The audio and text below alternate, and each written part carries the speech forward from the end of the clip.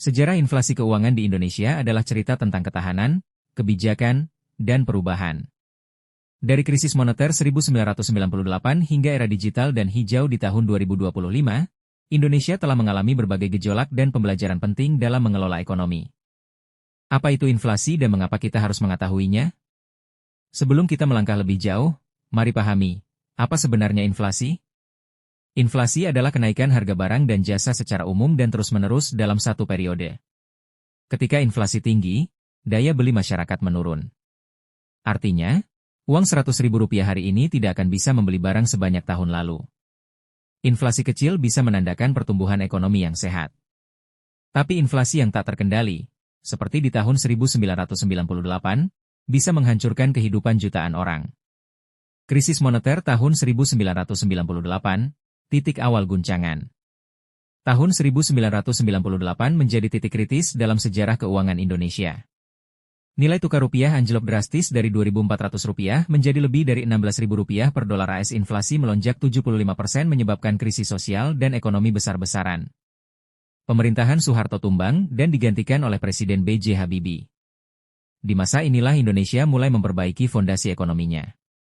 Masa transisi dan pemulihan, 1999 hingga 2004. Di era Presiden Habibie, Gus Dur, hingga Megawati, Indonesia fokus pada stabilisasi dan reformasi. Bank Indonesia menjadi lembaga independen. Inflasi mulai menurun, meski masih fluktuatif, berada antara 3 hingga 9%. Kebijakan masih diwarnai ketidakpastian politik, namun arah menuju pemulihan sudah mulai terlihat. Lalu siapa yang mengendalikan inflasi? Jawabannya adalah Bank Indonesia. Sebagai bank sentral, tugas BI adalah menjaga kestabilan nilai rupiah melalui kebijakan moneter, antara lain, menetapkan suku bunga acuan atau bisa disebut BI rate. Intervensi pasar valuta asing untuk menjaga stabilitas rupiah. Mengontrol likuiditas melalui operasi pasar terbuka. BI juga aktif mendorong digitalisasi sistem pembayaran, seperti KRIS, yang membantu efisiensi dan transparansi ekonomi nasional. Pertumbuhan dan stabilitas di era SBY, 2004 hingga 2014. Era Presiden Susilo Bambang Yudhoyono membawa pertumbuhan ekonomi yang stabil. Meski sempat terguncang akibat pencabutan subsidi BBM pada 2005 dan 2008 yang memicu inflasi tinggi, Indonesia tetap bertahan. Pemerintah meluncurkan program jaring pengaman sosial seperti BLT dan BOS. Secara umum, inflasi berhasil ditekan dan pertumbuhan ekonomi terjaga. Dilanjut dengan transformasi ekonomi di era Jokowi, 2014 hingga 2024. Presiden Joko Widodo mendorong pembangunan infrastruktur dan efisiensi fiskal. Penghapusan subsidi BBM secara bertahap tidak menyebabkan lonjakan inflasi yang besar. Rata-rata inflasi era Jokowi berada di kisaran 3,2%. Namun, tantangan datang di tahun 2020 saat pandemi COVID-19 melanda. Inflasi justru rendah karena daya beli turun. Pemerintah menggelontorkan stimulus besar-besaran untuk menjaga kestabilan ekonomi. Menuju tahun 2025, ekonomi digital dan tantangan global. Pasca pandemi, Indonesia memasuki fase baru. Digitalisasi ekonomi berkembang pesat lewat KRIS dan e-wallet. Di sisi lain, ketegangan geopolitik, perubahan iklim, dan transisi energi menghadirkan tantangan baru. Bank Indonesia menjaga inflasi dalam target 2,5% kurang lebih 1%. Pemerintah fokus pada ketahanan pangan, energi baru terbarukan, dan efisiensi fiskal.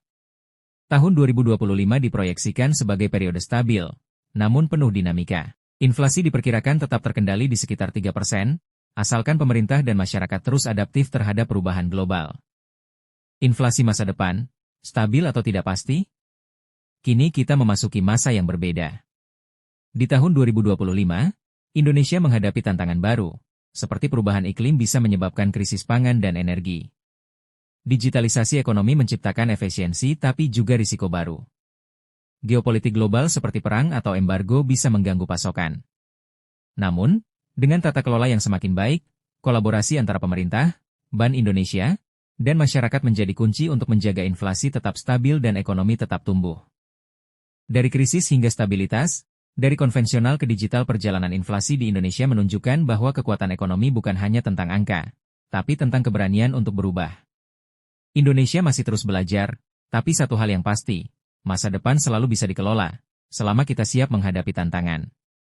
Sejarah inflasi di Indonesia adalah cermin dari perjalanan bangsa, penuh tantangan, tetapi juga penuh inovasi dan harapan. Mari kita terus belajar, beradaptasi, dan berkontribusi agar ekonomi Indonesia tetap kuat dan rakyatnya sejahtera.